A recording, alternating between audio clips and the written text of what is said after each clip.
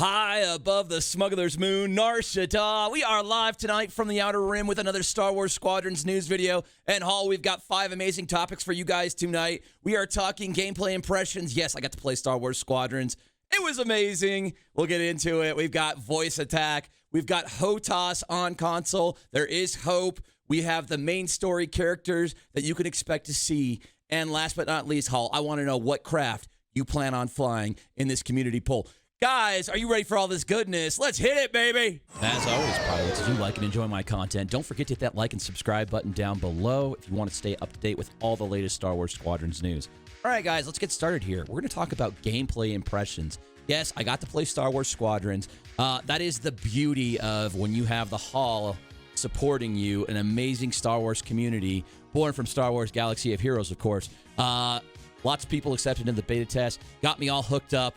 And man, I was blown away with how amazing this game is, guys. Let's just start off with the gameplay here. It played exactly like I was hoping. Very reminiscent of those old X-Wing versus TIE Fighter days. It felt absolutely like a dream. Very easy to pick up and start playing, but you could tell there was just an insane amount of depth there, and I didn't even get all the bells and whistles going with the drifts and the boosts and all that sort of thing.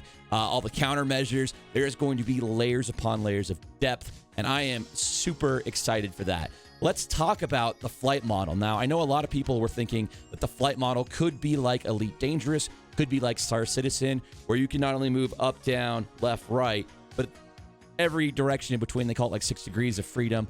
It is not like that at all. Very much like X-Wing versus TIE Fighter. Easy to pick up and play. Makes a lot more sense, in my opinion, for a Star Wars game, because that's how those old games used to function. And I prefer that model as opposed to 6 degrees of freedom. Not a big fan of that flight model. A little too complicated. And so very excited. It's going to be very approachable for a normal kind of gaming audience and not the hardcore enthusiast players that you see in Elite Dangerous and Star Citizen. So let's talk about music next, guys. What I thought was it was absolutely amazing. I was totally expecting to go in and hear all the bits from the original score, everything from A New Hope TIE Fighter Attack to Into the Trap. While there are hints of things like that, it is pretty much, from what I could tell, all new music, all new stuff recorded for this story mode in this game, Fleet Battles, dogfighting mode. It was all pretty much new stuff. And man, it hits the highs at the right times. You can feel like kind of the phases shift, and you can hear that music kind of building and picking up. Absolutely fantastic. And it was worth calling out here how good the music was. Most things, especially for streamers like myself, most people don't really care about the music of the game. It's more about, kind of running your own soundtrack and you being the focus. But man, it was absolutely fantastic. If you're into the score, it's a very good one. All right, let's talk about dogfighting next. The beta that I played actually made you go do dogfighting first and kind of learn the basics, and it kind of made you go through the prologue as well. And you had to do all those things before you had to do like 3 or 4 matches before you could actually participate in fleet battles. Dogfighting felt just the right kind of speed to get started off with, because you're surrounded with newer players as well, and you're not thrown into the main focus of the game modes here in fleet battles, which there is a whole hell of a lot going on. We'll get into that in just a sec. But dogfighting felt a nice place to kind of get your concepts down, get the idea of how things control down, and really just go against similarly skilled pilots. So it felt like a very nice build. And then you got to fleet battles, and let me just tell you guys, there is a lot going on here, and it is exciting. I didn't really have enough time to sink my teeth in. There's a lot going on here. There are different waves almost, and it feels like this grandiose kind of battle, and a lot going on. And that was the moment I started feeling overwhelmed. Like, I was like, oh my gosh. Like, I was totally expecting to pick up this game, and it would just be, okay, yeah, I get that. That's dogfighting. I get the tutorial. That's that. And then, okay, here's the featured mode. And man, it's going to take a little bit for me to feel really proficient and comfortable and knowing exactly what I'm going to be doing. But that speaks to the whole Squadrons aspect of working with the team, 4 other pilots, and focusing on specific points in the battle. I'm flying around like a damn maniac, not knowing what to do or how to do it. So fleet battles looks absolutely amazing. Dogfight was a nice start, and the music's fantastic. Gameplay was what I was concerned about most, and it looked absolutely great. Last thing I'm excited about here is I played it on PlayStation 4, and man, I was just sitting there looking over at my PSVR, looking over at my Valve Index, looking over at my Warthog HOTAS, and just dreaming of what it would be like adding those layers of immersion. Because I can tell you guys, I was already blown away with how good it was, and adding those extra bits is just going to take this over the top. It's going to be absolutely amazing. Be getting excited, guys. It's extraordinary stuff here. The one thing, if I'm going to knock it on anything, I mean, I'm thrilled over the moon that we got this game in 2020. The one thing that I will say, guys, that I am concerned about a little bit, and I'm going to knock it on anything, I felt like the waiting around in the lobby for your teammates and getting the kind of the attack plan, the attack strategy, going into the hangar, applying customization, that felt a little not quite baked all the way. So maybe we see some updates down to the road. I mean, you basically kind of stand in one position, and it kind of like you can pivot your character left and right. It's just kind of weird. Maybe it'll look better in VR. I don't know. Maybe you'll be like looking around in first person. But I was obviously playing on a DualShock, and it was just a little awkward looking at that phase. So that was the one thing where I was like, I just don't know about that. And I obviously understand the intent, right? It's to show off the customization, show off the different character models, and, you know, all the different unlocks that can come into the game. It's a flex, right? So it just needed a little bit more work. Maybe just a free movement type aspect would be better there. I don't know, standing kind of like on your designated space and just kind of turning left and right, and everybody's just kind of just robotically standing there. Kind of weird. But that's all I can really say about that. It was absolutely fantastic. I am 300,000% all in with this game.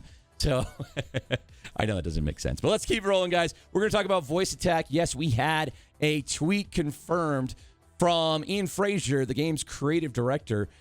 He says, just played through the final story mission in Squadrons in VR with HOTAS, hand on throttle and stick, and use voice attack too, just for funsies. I'm obviously biased, but I think y'all are in for a treat. Man, reading this, I got really excited. Not only did he confirm, you know, VR, HOTAS, the whole 9 yards, everything we've always dreamed about, but voice attack as well. And if you're not familiar with what voice attack is, it's actually a pretty cool program. I think it's like $10. You can pay to download, and it allows you to issue commands with your voice that map to like keyboard controls and then perform functions. So you could be like, you know, set shields rear. You could just say that out loud in your microphone, and then it would trigger a macro that would run the command and put your shields, your reflective shields in the rear position. Things like that, deploy countermeasures. That's how I imagine using it as well. I mean, I'll be streaming this game quite a bit, so I think we'll find niche scenarios where voice attack will be very helpful, and you can do different things like you could actually put like R2 sounds, like, you know, R2 sounds in response to your voice commands. So it can trigger a response command like that, which could be really cool. We don't know how astromechs are going to be working in the game quite this early yet. But that's something you could do with voice attack, just to add that added layer of immersion. And then a lot of people use it in things like Elite Dangerous and Star Citizen for massive kind of like, you know, powering up your ship, performing a series of commands that normally is a very routine and mundane thing that's not really adding a whole lot to your gameplay experience, but just the added immersion factor of issuing those voice commands and watching your ship power up. It's very cool, and it's very exciting to see that this game supports that as well. Next up, guys, let's talk about HOTAS support on consoles. A lot of you guys playing on Xbox One, PlayStation 4, whether or not that would be something that you could go buy and plug in and have that real flight experience. Initially, we were told it was not there, and that they were basically in a holding pattern for more information, and that to basically not bet on it happening. Well, someone asked the question to Ian Frazier again via a tweet, and he says, nothing yet, under investigation. We'll absolutely share when I have news on that front. So to me, that sounds like, I mean, they basically could just said no at this point. I mean, they've been asked the question so many times. So I'm going to speculate a little bit here. Now, this is nothing but pure speculation, guys. The fact that they haven't dismissed it yet tells me one of two things. It could be that they're perhaps working on some sort of third-party peripheral, some sort of third-party controller to be sold with this game. Kind of maybe it's a pack-in, maybe you buy a larger box. Maybe that's probably not it. What I would imagine is happening here is they are trying to see if they can get it to work with their development build. If they can get it in time before launch, then maybe it's a go. I just think it was not on the priority list for them to finish, and it's maybe a bit easier to do that thing on PC because that's a well-established community with a lot of support around that. And maybe that was the tech demo they originally built when they showed the people over at Lucasfilm, was the VR PC setup to get this game greenlight. So I'm speculating they're probably trying to work it out right now, and maybe they're just waiting on confirmation to try and get it in to the final build of the game before it goes live on October 2nd. All right, guys, next up we have the confirmed story characters. And if you guys have watched the trailer, you've seen a couple familiar faces here. Let's talk about Hera and Wedge. Hera from the Star Wars Rebel TV show, spotted here on a little holo projector with an X-Wing pilot. And then you have Wedge Antilles spotted in the first trailer. Wedge giving the nod there. We're happy to see Red 2 make it. And we've got a couple of more characters that show up in the prologue of A New Hope. These are familiar faces you would have seen in that movie. I'm not going to spoil that because as the Game Changers were told, that that is not something that it can release the details on. So with that being said, expect to see some familiar faces in that campaign mode, along with a new character called Lyndon Jobs. I think I'm saying that correctly. Lyndon Jobs, he actually got a databank entry over on StarWars.com, and it says he's an experienced pilot and instructor. Lyndon Jobs rose through the ranks of the rebellion after the destruction of Alderaan by hunting Imperial capital ships. Though he's still a combat pilot at heart, Lyndon found he had a knack for command, coordinating several successful missions behind Imperial lines. Now, as the Galactic Wars enter a new phase, Lyndon has been given command of his own squadron and a classified assignment for the New Republic. So very cool here. We're starting to see new details emerge about the characters that you will encounter in Star Wars Squadrons. All right, guys, let's keep it rolling here.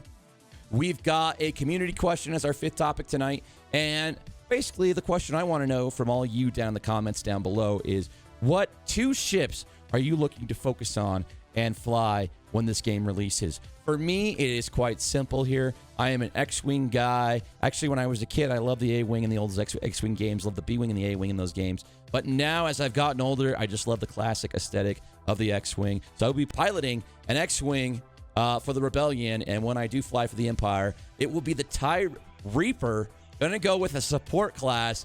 Very excited to play that support class. I think it's going to be underserved. A lot of people are just going to like the agility of those TIE fighters. But for me, guys, I'm going to go with that TIE Reaper. That cockpit looks absolutely insane. It is beautiful. They did an amazing job on that. And that about wraps up another Star Wars Squadrons video. I hope you guys enjoyed it. And remember, whether you're a spice runner, a blockade buster, or a pilot looking to fight for the right cause, the Hall wants to fly with you. Come on by the Discord. We're going to be streaming Squadrons 5 days a freaking week. It's going to be absolutely amazing. Drop a like and subscribe down below, and I will see you among the stars.